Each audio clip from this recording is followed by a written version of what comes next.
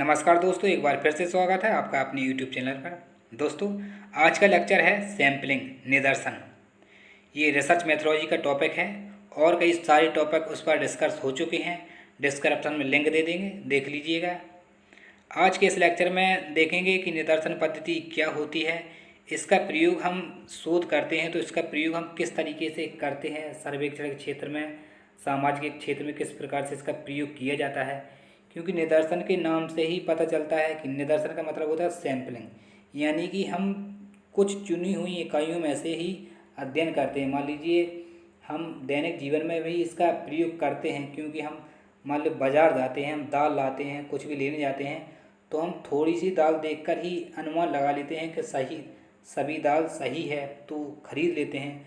तो ऐसी ही सैम्पलिंग होती है सर्वेक्षण क्षेत्र में, जब हम शोध करते हैं। चलिए डिस्कस करते हैं इनको।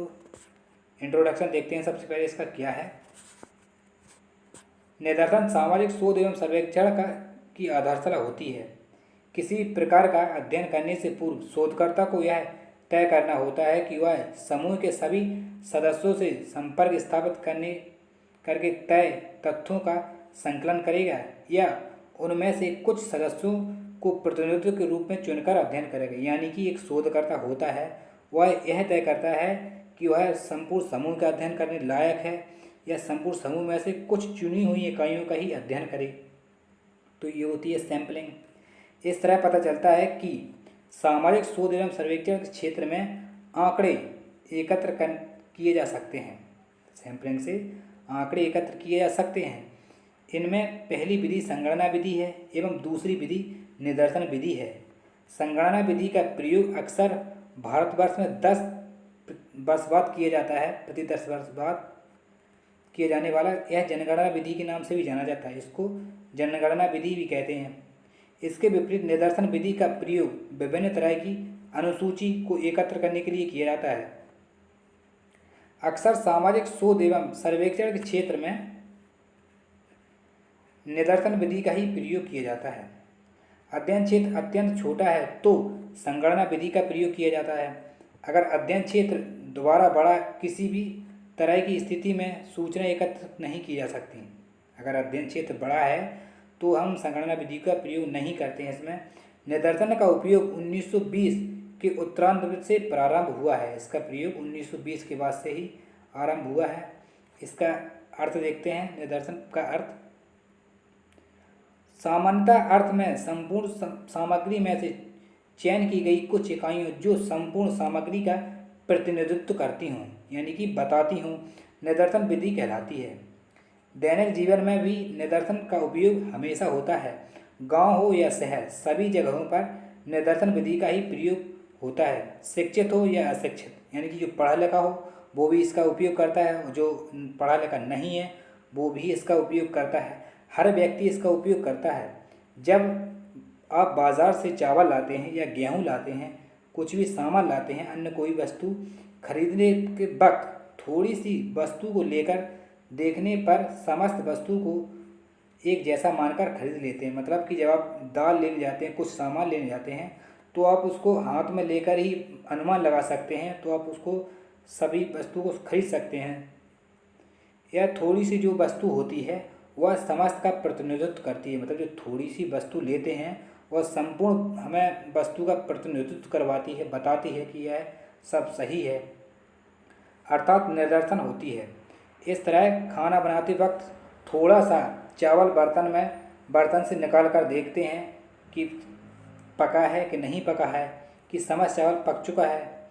इस तरह थोड़े से ही समग्र में से निदर्शन मानी जाती है। यानी कि सैंपल लेके हम किसी चीज़ का टेस्ट करते हैं, अध्ययन करते हैं। केवल एक बूंद रक्त की परीक्षा के आधार पर डॉक्टर रोगी के रक्त के बारे में निष्कर्ष निकाल सकता है। निष्कर्ष बता देता है कि एक बूंद के रक्त से डॉक्टर बता देता है कि इसके रक्त में क्या कमी है, कौन सी बीमारी है। तो ये सैंपलिंग होती है। निदर्शन की परिभाषा देखते हैं किसने दी है। पीबी यंग, ये वैज्ञानिक हैं। पीबी यंग ने निदर्शन को परिभाषित करते हुए scientific social survey and research, इनकी ये बहुत इंपॉर्टेंट बुक है, हर बार पूछी जाती है नेट में कि पीबी यंग की बुक कौन सी है। तो ये scientific social survey and research, इसको याद करना बहुत ज़रूरी है।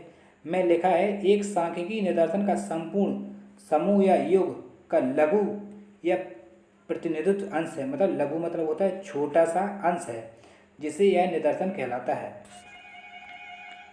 दूसरी परिभाषा है, सिंगपियो यंग के ने कहा है कि निदर्शन को परिभाषित करते हुए कहा है, finding with rural people.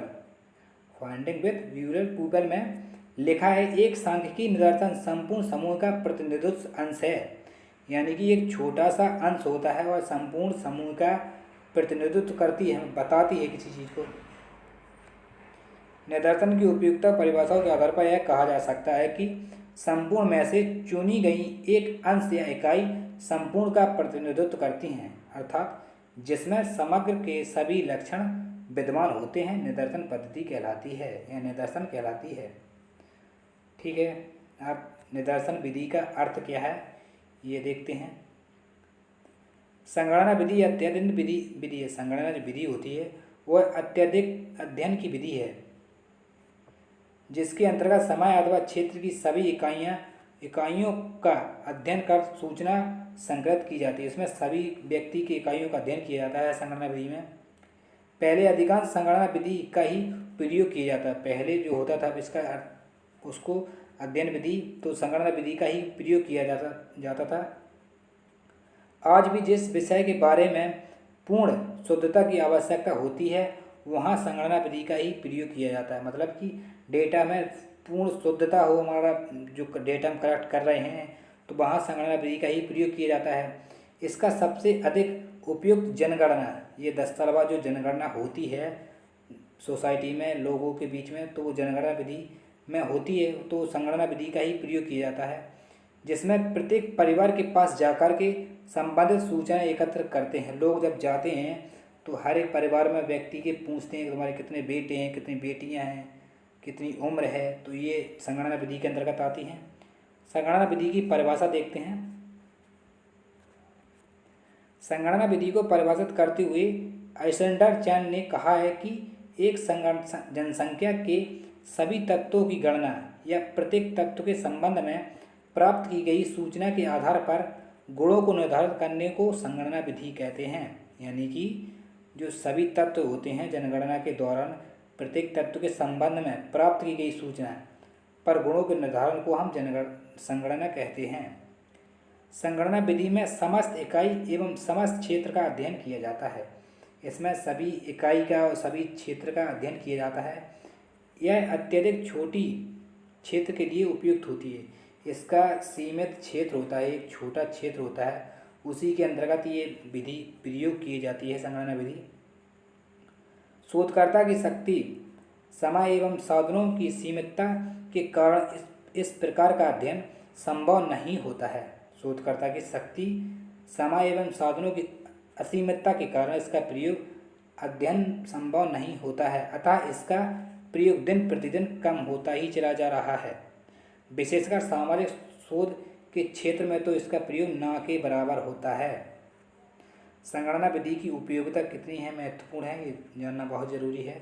First इसकी उपयोगिता है, इसका उपयोग उन शोधों के लिए किया जाता है जिनका क्षेत्र सीमित होता है, यानी कि एक लिमिट होती है, वहीं तक इसका प्रयोग किया जाता है। ठीक है। और सेकंड है दूसरी, इसका उपयोग शोधों के लिए किया जाता है। इसका उपयोग शोधों के लिए किया जाता है जिसमें विधि गुणों वाली इकाइयाँ होती हैं। और थर्ड है, इसका उपयोग तब किया जाता है जब प्रत्येक इकाई का अध्ययन करना होता है। मतलब सोसाइटी में मान लीजिए हम अगर 20 व्यक्ति का अध्ययन करें तो हमें 20 व्यक्ति का ही अध्ययन करना होगा, सभी का हमें डेटा कलेक्ट करना होगा, यानी कि प्रत्येक इकाई का अध्ययन हमें इसमें करना होता है। और जब आप रिसर्च करेंगे तो आप अगर संगणना विधि का प्रयोग करेंगे तो आप संपूर्ण सभी का अध्ययन आपको करना पड़ता है, जबकि निदर्शन पद्धति में नहीं, उस पद्धति में नहीं होता है। सैम्पलिंग में आप सबको देख करके 2 व्यक्ति को जज करके ही आप 20 व्यक्ति का अनुमान लगा सकते हैं। फोर्थ इसकी क्या है, इसका उपयोग कहाँ किया जाता है, जहाँ परिशुद्धता की अत्यधिक मात्रा अपेक्षित हो। इसका उपयोग वहाँ किया जाता है जहाँ परिशुद्धता, मतलब चीज़ें हमें शुद्ध दिखाई देती हों, उसका उपयोग संगणना विधि को वहाँ पर किया जाता है। इस विधि विभिन्न तरह की के अध्ययनों के लिए अनुपयुक्त मानी जाती है, क्योंकि इसमें समय, धन एवं श्रम तीनों की अधिक आवश्यकता होती है। इसमें जब हम जाएंगे तो हम साक्षात्कार के द्वारा जाएंगे डायरेक्ट, तो हमें धन चाहिए, श्रम, और हमें अधिक मतलब समय भी लगता है इसमें, और हमारा धन खर्च भी होता है, और श्रम तीनों की आवश्यकता अति आवश्यकता होती है। इसमें न्यूनतम समय और न्यूनतम धन एवं न्यूनतम क्षेत्र में अध्ययन करना संभव होता है। निदर्शन के आधार। निदर्शन विधि है वह विधि है जिसमें समग्र जनसंख्या में से केवल कुछ प्रतिनिधित्व का ही अध्ययन या चयन किया जाता है। इसके कौन कौन से? फर्स्ट है सामग्री की सजातीयता, और सेकंड है प्रतिनिधि का चुनाव की संभावना, और थर्ड है समुचित परिशुद्धता। निदर्शन के गुण देखते हैं। निदर्शन पद्धति के निम्नलिखित गुण उपयोग कहे जाते हैं। इसका फर्स्ट है समय की बचत। निदर्शन पद्धति का पहला गुण है समय की बचत। निदर्शन पद्धति का पहला गुण यह है कि इसके द्वारा अध्ययन करने में समय की बचत होती है। हम रिसर्च करते हैं, फील्ड वर्क करते हैं, तो उसमें हमारा समय भी बच जाता है। निदर्शन पद्धति में संपूर्ण का अध्ययन नहीं किया जाता, बल्कि संपूर्ण में से कुछ प्रतिनिधि इकाइयों का ही चयन करके उसे का अध्ययन किया जाता। मतलब कि इसमें हमें सभी का अध्ययन नहीं करना है, सभी में से कुछ चुनी हुई इकाइयों का ही हम अध्ययन करते हैं, जिनको हम इम्पोर्टेंट मानते हैं, उनका ही हम इसमें अध्ययन करते हैं। सेकंड है धन की बचत।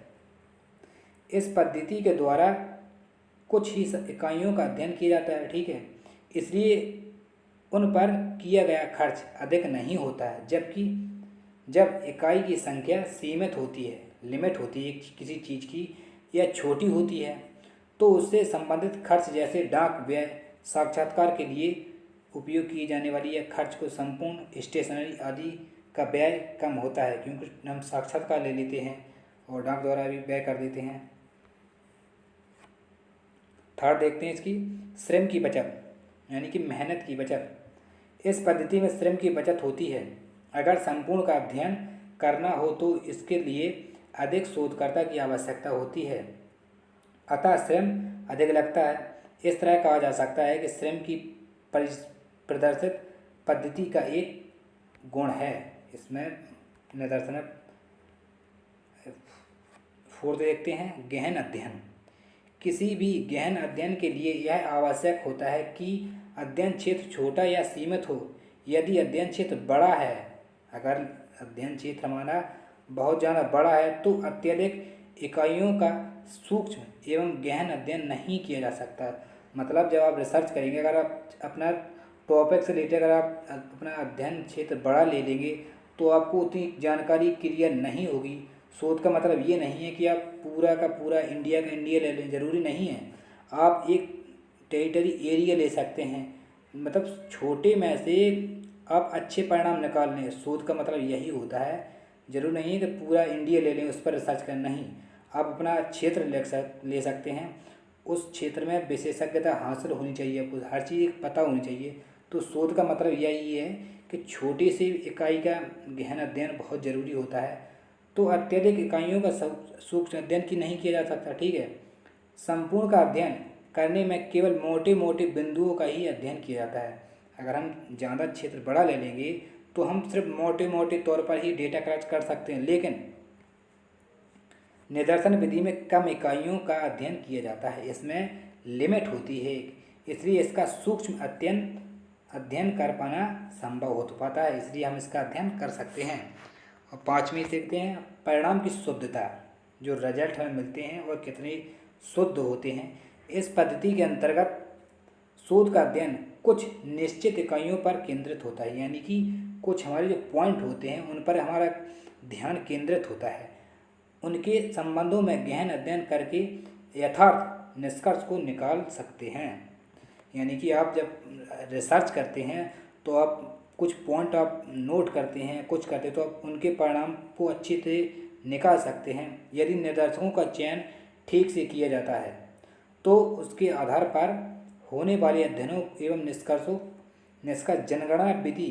जनगणना जो पद्धति होती है, जनगणना पद्धति में सहायता के लिए अध्ययनों के निष्कर्षों से कहीं अधिक यथार्थ होते हैं, कहीं अधिक अच्छे होते हैं।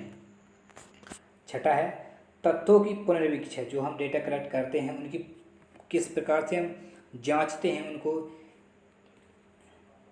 इसकी अध्ययन की जाने वाली इकाइयाँ कम होती हैं, इसलिए आवश्यक पड़ने पर तथ्यों की पुनर्परीक्षा भी कर सकते हैं। यानी कि हम इसलिए इसको दोबारा से हम अपने डेटा को देख सकते हैं कि हमारा डेटा सही है कि नहीं है। कभी कभी ऐसा होता है कि संबंधित तथ्यों की सत्यता संदिग्ध होती है, मतलब हमें संदिग्ध मतलब संदेह होता है। उस स्थिति में निष्कर्षों की विश्वसनीयता को ज्ञात करने के लिए इस विधि में उनकी पुनर्परीक्षा किया जाना सरल है, यानी कि हम दोबारा से चेक कर सकते हैं। निदर्शन के दोष एवं सीमाएं। किसी भी विधि की, किसी की भी, हर एक चीज़ की अपनी एक सीमा होती है, एक लिमिट होती है। तो निदर्शन की भी एक सीमा है, अपनी लिमिट है। देखते हैं। फर्स्ट लिमिट है इसकी उचित प्रतिनिधित्व का समस्या। एक उचित प्रतिनिधित्व की समस्या। निदर्शन का चयन करना एक बहुत बड़ी समस्या होती है। जब क्षेत्र में अनेक विविधताएं हों, शोध का विषय जटिल हो, तो उस स्थिति में प्रतिनिधित्व पूर्वक निदर्शन का चयन करना और कठिन हो जाता है। सेकंड है पक्षपात की संभावना, यानी कि पक्षपात, एक तरफा किसी चीज़ को झुकाव होना। निदर्शन का चयन करते समय किसी न किसी रूप में पक्षपात का प्रवेश हो जाता है, यानी पक्षपात आ ही जाता है। जब हम रिसर्च करते हैं, जब आप रिसर्च करते हैं, संपूर्ण जरूरी नहीं है कि आपका डेटा पूरा का पूरा तर्क के आधार पर भी हो, नहीं, उसमें पक्षपात भी हो जाता है। इसका परिणाम यह होता है कि चयनित निदर्शन संपूर्ण रूप से पक्षपात रहित तथा प्रतिनिधित्वपूर्ण नहीं हो जाते हैं। इसलिए जो निष्कर्ष निकालते हैं वह तटस्थ, सत्य एवं निष्पक्ष नहीं होते हैं। कभी कभी डेटा ऐसा भी होता है जो निष्पक्ष नहीं होता है। और थर्ड है इसकी सीमा निदर्शन पद्धति की असंभावना। जिस प्रकार कुछ अध्ययनों में संगणना पद्धति का प्रयोग करना अनावश्यक एवं असंभव होता है, जिस प्रकार से हम संगणना विधि का किसी क्षेत्र में असंभव होता है कार्य करना, उसी प्रकार बहुत से अध्ययन ऐसे क्षेत्र होते हैं जिनमें निदर्शन पद्धति बेकार सिद्ध होती है, मतलब कुछ काम की नहीं है। यदि अध्ययन का विषय छोटा है, उसमें अनेक समस्याएं हैं, जब क्षेत्र छोटा है, अगर उसमें समस्याएं ज़्यादा हैं, तो प्रत्येक इकाई का अध्ययन आवश्यक है, तभी हम सबका अध्ययन कर पाएंगे, क्योंकि एवं शुद्धता की 100% आवश्यकता है। तो ऐसी स्थिति में निदर्शन पद्धति अनुपयुक्त सिद्ध होती है। ऐसी स्थिति में हमें निदर्शन पद्धति का उपयोग हम नहीं कर सकते, वहाँ पर संगणना विधि का प्रयोग करना ही उचित होगा। यानी कि इसका मतलब ये है, मान लीजिए आपका ये क्षेत्र हो गया, एक टेरिटरी एरिया हो गया, अगर उसमें बहुत सारी प्रॉब्लम हैं तो आप निदर्शन पद्धति का उपयोग नहीं कर सकते, क्योंकि निदर्शन का मतलब होता है सैंपल लेना, और सैंपल इसमें आप ले नहीं सकते। तब आपको संगणना विधि का ही प्रयोग करना पड़ेगा, जो जनगणना विधि में करते हैं, तब उसका प्रयोग करके आप डेटा कलेक्ट कर सकते हैं। देखते हैं निदर्शन के कौन कौन से प्रकार हैं। विभिन्न सामाजिक विज्ञानों ने निदर्शन के अनेक प्रकारों का वर्णन किया। जो समाज विज्ञान है, समाजशास्त्री हैं, उन्होंने अनेक प्रकार से इसका वर्णन किया है। अध्ययन विषयों की यथार्थता के लिए यह आवश्यक होता है कि निदर्शन समग्र का उचित प्रतिनिधित्व कर सके। साथ ही अध्ययन के निष्कर्ष के लिए भी ऐसा करना आवश्यक है। निदर्शन के चयन की मुख्य विधियाँ अथवा इस प्रकार हैं, कुछ विधियाँ हैं। फर्स्ट है देव निदर्शन की परिभाषा। थॉमस कार्सन ने एलिमेंट्री सोशल स्टैटिस्टिक्स में देव निदर्शन को परिभाषित करते हुए लिखा है, देव निदर्शन में आने या निकल जाने का अवसर घटना के लक्षण से स्वतंत्र होता है।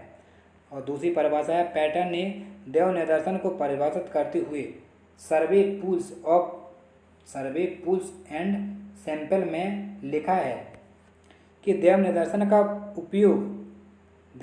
का प्रयोग उन अवस्था में किया जाता है जबकि चुनाव की पद्धति समग्र में से प्रत्येक व्यक्ति या तत्व को चुने जाने का समान अवसर प्रदान करने का अवसर देता है। थर्ड विशेषता है इसकी परिभाषा दी है। हरपल ने निदर्शन को परिभाषित करते हुए एक देव निदर्शन वह निदर्शन है, पद्धति होती है, वह निदर्शन है जिसका चयन इस प्रकार हुआ हो कि समग्र की प्रत्येक इकाई को सम्मिलित होने का समान अवसर पैदा हुआ, मतलब प्रत्येक इकाई को एक समान अवसर मिलना चाहिए।